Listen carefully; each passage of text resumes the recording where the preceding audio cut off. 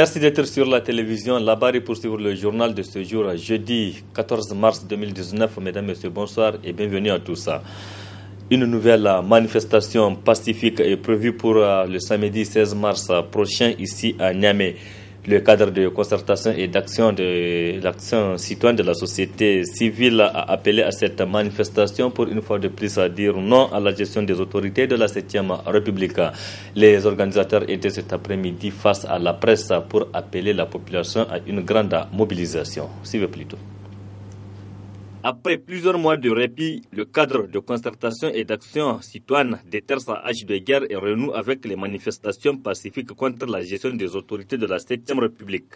Ainsi, de ce samedi 16 mars 2019, les organisateurs appellent la population de sortir massivement pour exprimer son mécontentement aux autorités, notamment par rapport aux mesures incluses dans les lois des finances 2018 et 2019. Aujourd'hui encore, nous avons des camarades qui sont détenus. Ici, à Daïkena, nous avons notre camarade Maître Lourouana qui est encore détenu. Nous avons notre camarade Sadat Ilia Damalan qui est détenu encore à la prison de Matamé. Et c'est quelque chose qui n'est pas acceptable. Et ces gens n'ont rien fait d'autre que user des droits et libertés constitutionnelles. Il n'est pas question pour nous de laisser nos camarades continuer à moisir en prison. Pour Sadat Ilia Damalan, ça fera bientôt une année. Maître Lourouana également, ça fait pratiquement une année que ces camarades sont en prison à cause de leur engagement, de leur travail. Tout le monde est en train de voir dans quelle direction ce pays est en train d'aller. Si on ne fait rien, si après-demain samedi, des milliers de gens ne se mobilisent pas pour dire halte, pour dire qu'il faut changer de cap, pour dire qu'on n'est pas prêt à accepter, eh bien, ce pays-là va redevenir ce qu'il était il y a plusieurs années, à savoir une sorte de pays où à court Le cadre de concertation et d'action citoyenne dénonce également la présence des forces étrangères au Niger et la dégradation continue de la situation sécuritaire. Nous considérons que ce n'est pas acceptable que la souveraineté de notre pays soit aliénée. On ouvre les portes pour que toutes sortes de forces extérieures, des forces françaises, américaines, etc., italiennes, allemandes, etc., tout le monde vient s'installer. Soi-disant pour lutter contre le terrorisme ou contre la migration irrégulière. Mais en fait, des pays, des puissances extérieures sont en train de prendre en main le pays, de prendre le contrôle du pays, de ses ressources, d'hypothéquer son avenir. Pour nous, ce n'est pas acceptable. Il est important que les Nigériens se mobilisent. Bien entendu, lié toujours à ça, c'est la situation sécuritaire dans ce pays. Cette situation est préoccupante. Tout le monde a vu comment, en dépit de la présence des forces extérieures, en dépit de toutes les défenses militaires qui enregistrent une hausse vertigineuse depuis des années, nous voyons que l'insécurité ne fait que persister. Chaque 2 jours, chaque 3 jours, on entend des histoires d'attaques, d'enlèvements, etc. des personnes. Les organisations de la société civile nigérienne mènent ce combat depuis un an. Un an de manifestations qui ont coûté cher aux initiateurs qui ont d'ailleurs passé plusieurs mois de prison pour leur engagement dans la lutte contre la loi de finances 2018. L'Union des jeunes des États membres du Conseil de l'Entente a organisé cet après-midi à l'auditorium Sani Bako du ministère des Affaires étrangères une conférence débat. Le thème de cette conférence est rôle, opportunités et conditions d'entrée au centre régional de formation pour l'entretien routier. Cette cérémonie s'est déroulée en présence de la ministre déléguée auprès du ministère des Affaires étrangères. Le résumé de cette conférence avec Ismaël Moumouni et Halidou Bourema. Indécis après avoir obtenu le parchemin, beaucoup de jeunes n'arrivent pas à choisir une filière qui les permette de se lancer dans la vie active. Pour ainsi faire comprendre aux scolaires les opportunités d'emploi que leur offre la formation en entretien routier, c'est ce qui a conduit l'Union des jeunes des États membres du Conseil de l'Entente, UJEMCE en abrégé, a initié cette conférence de partage. L'objectif est atteint dans un premier temps du moment où déjà le public cible, c'est les étudiants, ce sont les élèves qui sont dans l'enseignement professionnel et technique, parce que les élèves qui sont au niveau terminal, qui sont des candidats, on les sait tous qui sont à l'affût à un moment donné des opportunités. Et donc l'objectif pour nous, c'est de les orienter, de donner des possibilités de s'orienter à travers des formations qu'offrent les CERFER. Donc on a touché un certain nombre d'écoles qui ont répondu favorable aujourd'hui pour venir avec nous discuter et apprendre par rapport à un certain nombre de mécanismes. Ils ont reçu un nouveau financement de la BAD, la Banque Ouest-Africaine de Développement. Donc ils vont dorénavant élargir les domaines d'intervention, les filières de formation, ils vont les élargir. Donc en fonction de cet élargissement, on verra maintenant les domaines qu'ils vont incorporer. En fonction de ces domaines-là, on va encore venir vers ces mêmes publics, leur présenter les nouvelles offres et les amener à s'intégrer vers ces centres-là. Après avoir remercié l'UJE-MCE, la ministre déléguée auprès du ministère des Affaires étrangères est revenue sur l'importance de cette activité. L'objectif principal de cette conférence est de partager avec nos scolaires les formations disponibles, les conditions d'entrée et les opportunités que les CERFER offrent aux jeunes de l'espace entente. Car en tant qu'outil d'intégration, les formations offertes par le centre doivent être vulgarisées. Du reste, nous sommes plus que jamais convaincus que le meilleur moyen de créer des emplois, notamment aux jeunes, c'est de leur apprendre un métier. J'entrevois par cette conférence donnera lieu à des échanges assurément constructifs, appuyés surtout par la présence du directeur général, que je suis certaine pourra mieux vous renseigner sur ces centres dont il est le premier responsable. Nous espérons que cette conférence va susciter l'intérêt des jeunes de l'espace entente pour mieux s'orienter vers ces formations, afin qu'elles puissent en tirer les dividendes et mieux entretenir nos routes. Pour rappel, le Centre régional de formation pour l'entretien routier est une des institutions spécialisées du Conseil de l'Entente créé le 18 mai 1970 entre les 5 États du Conseil de l'Entente, à savoir le Bénin, le Burkina Faso, la Côte d'Ivoire, le Niger et le Togo. Le CERFER met l'accent sur la formation en entretien routier et joue un rôle de premier plan grâce à son expérience de plus de 40 ans de fonctionnement. C'est donc un commentaire d'Ismaël Moumouni sur les images de Sadou Doumi et Dunia TV. La modernisation sociopolitique et économique du Niger, un thème récurrent dans les discours du président de la République. Alors, cette modernisation est-elle objectivement possible au Niger? Élément de réponse dans ce reportage signé Ali Cissé Ibrahim et Aboubakar Souley. La renaissance culturelle, voilà un slogan dont la compréhension demande à beaucoup de Nigériens une gymnastique intellectuelle ardue pour en saisir le sens. Mais pour comprendre, il ne faut pas chercher loin. La renaissance, c'est ce qui a permis aux tenants du pouvoir actuel de renaître en se débarrassant de la pauvreté dans laquelle ils étaient embourbés lorsqu'ils étaient dans l'opposition. Les renaissances sont devenus riches pendant qu'une grande partie du peuple se frotte les yeux, rougi par la précarité. Alors, au gré de ces discours, le président Issoufou Mahamadou parle de modernisation de la vie sociopolitique et économique de notre pays. Aussi se demande-t-on, cette dynamique peut-elle vraiment se concrétiser? Que veut dire la modernité chez eux? La modernité chez eux, ça veut dire tout simplement accumuler le maximum de ressources possibles entre les mains de ceux qui détiennent les portions de pouvoir, à commencer par lui. Donc, le président de la République, parce que c'est le rythme de gouvernance qu'il imprime à sa gestion, à son régime. Et puis, vous avez vu son choix.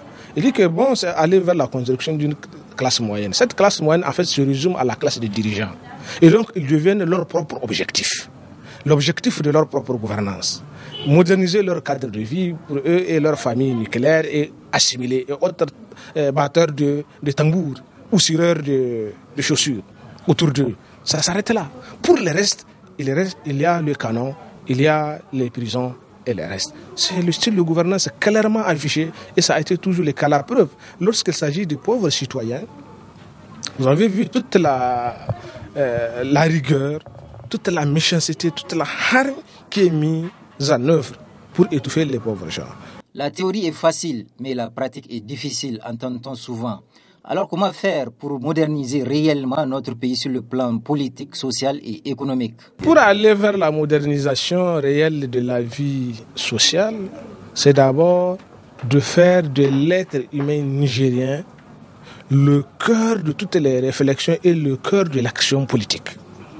et organiser l'État en conséquence pour que ça permette la réalisation des droits individuels et collectifs des citoyens. Et cela ne peut se faire qu'avec l'élargissement des espaces démocratiques, avec le respect de la dignité de l'être humain et le désir de la justice. Même les concepteurs premiers, en vérité, de modèles démocratiques, à commencer par l'un des plus célèbres, Montesquieu, quand on préconise les modèles de gouvernance démocratique, il dit, tenez-vous bien, les conditions de succès sont liées à ce qu'il a appelé la vertu politique. C'est-à-dire l'amour de l'égalité, de la justice, qui doit être l'esprit des lois et des institutions démocratiques. Enfin, le peuple a une grande partition à jouer relativement à la modernisation sociale, politique et économique du pays. Mais pour que le changement soit effectif, les populations doivent avoir la chance de sanctionner les dirigeants par le biais d'élections libres et transparentes. Politique du ventre actualisée au Sahel, c'est le thème de la conférence de presse tenue hier après-midi au centre culturel CCFN Jean Rouch du Niger, donc de Niamey. Il s'agit d'une rencontre d'échange organisée dans le cadre des questions des sociétés avec comme animateur l'acteur de la société civile nigérienne Moussa Tchangari. Le résumé de cette conférence avec Adamou Soumana et Sadou Doumi. La politique du ventre ou politique alimentaire, cette politique qui vise à servir des intérêts égoïstes et personnels, non pas ceux de la société, est une pratique d'actualité au Niger, voire dans la sous-région. Cette politique du ventre actualisée au Sahel était au centre de la présente conférence de presse animée par l'altermondialiste Moussa Tchangari. Ce qu'on appelle la politique du ventre, en fait, c'est cette politique clientéliste marquée par la corruption, par l'accaparement de biens communs, par une minorité de gens qui profitent de toutes les richesses du pays. Et donc des gens qui se mettent en plein les poches et dans une sorte de déni de droits des citoyens, de dénégation même de la notion même de biens communs, etc. Ça, c'est quelque chose qui est là, qui n'a pas beaucoup changé. Au contraire, s'il y a un changement, c'est que cette politique de ventre-là est en train de devenir vraiment actuelle. On voit bien que les gens, en fait, en faisant la politique, l'objectif finalement, c'est pour eux de s'enrichir, s'accaparer des biens publics. Donc voilà. Et on parle par rapport au Sahel aujourd'hui parce que la politique du ventre, en fait, suscite aussi la violence. C'est une lutte à mort pour le contrôle des ressources. Et cette lutte à mort peut prendre tout simplement la forme d'une guerre. Et c'est ça qu'on vit aujourd'hui. Mais pour que la politique du ventre cesse, il faut d'abord qu'il y ait une prise de conscience générale des citoyens qui vont comprendre qu'ils sont des citoyens, qu'ils ont des droits, etc. et qui vont se battre pour faire valoir leurs droits.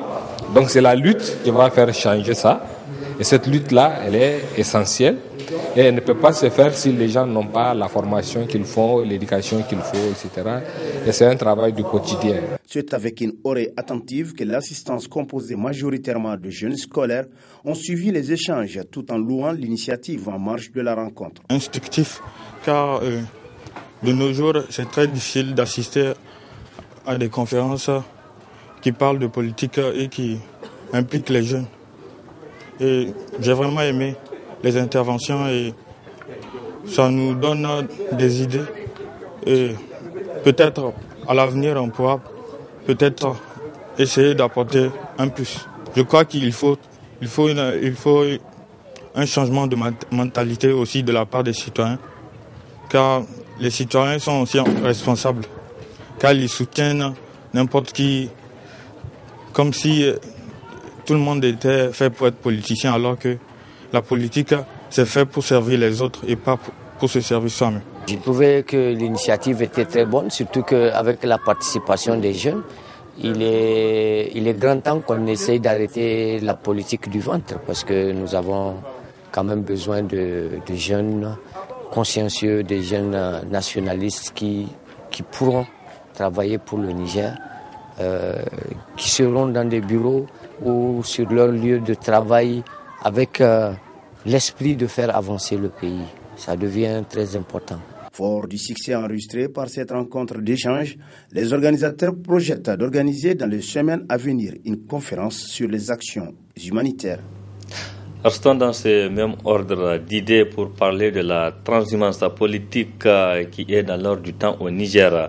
Ce qui pose la question donc, de l'intégrité politique que beaucoup d'anciens opposants au régime de Mohamed Issoufou n'ont pas su respecter. Un sujet qui a intéressé Ali Cissé Ibrahim et Sadou Doumi. La transhumance politique est à la mode dans notre pays. Malheureusement, c'est le camp de l'opposition actuellement qui souffre d'une débandade de ses plus farouches membres qui courent les uns après les autres se réfugier dans le champ des tenants du pouvoir. Les convictions d'anciens opposants se volatilisent, favorisant du coup la politique alimentaire. À qui mieux, on cherche à grappiller des miettes au gâteau de la Renaissance. Une attitude qui ne laisse pas les citoyens indifférents.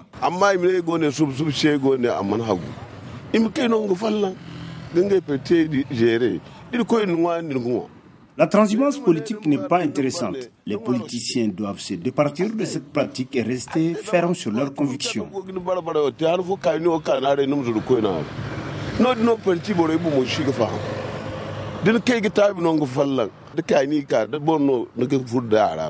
Ça ne peut pas marcher à force de changer de camp politique. Que la situation soit bonne ou mauvaise, il faut rester inébranlable. Nos politiciens doivent se remettre en cause et arrêter cette transhumance.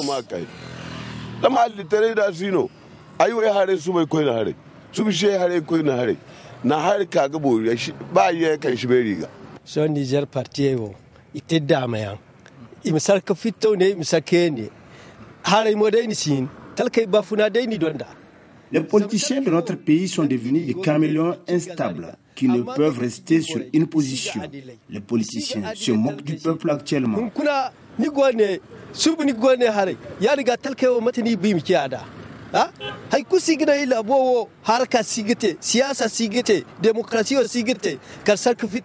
En plus de ça, nos politiciens manquent d'intégrité. Et c'est cela qui fait que la démocratie ne marche pas bien dans notre pays.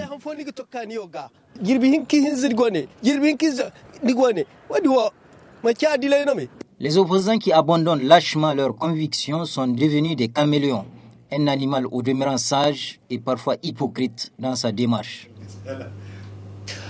Ouverture ce matin à l'Institut de recherche en sciences humaines d'un colloque international sur Bilad al-Soudan, histoire et civilisation islamique en Afrique de l'Ouest. C'est le ministre de l'Enseignement supérieur, de la Recherche et de l'Innovation, Yahouza Sadissou Mazdobi, qui a présidé cette cérémonie. Il y avait également nos reporters Nafissa Zakou et Ibrahim Abdou. Ce colloque conjointement organisé par l'Institut de recherche en sciences humaines URCH et l'Institut de recherche sur l'histoire, art et culture islamique IRSICA constitue un cadre de réflexion et d'échange d'idées entre les éminents chercheurs et spécialistes de l'histoire de l'islam. Le thème de cette rencontre internationale, Bilad al-Soudan, histoire et civilisation islamique en Afrique de l'Ouest, n'est pas fortuit. Ce thème est un thème d'actualité fort intéressant qui comporte des enjeux scientifiques et sociaux sans précédent. À raison du contexte actuel des pratiques et de l'évolution de l'islam dans certaines parties de l'Afrique de l'Ouest. Il est donc nécessaire de revenir sur le passé de l'islam ouest-africain afin de mieux cerner les multiples enjeux actuels qui l'entourent. Le directeur général de l'IRSICA a quant à lui axé son allocution sur l'importance d'une telle rencontre pour l'Afrique. Dans son discours d'ouverture, le ministre de l'Enseignement supérieur a salué l'initiative. Ce symposium international entre dans le cadre d'une série de rencontres sur l'histoire, la civilisation islamique.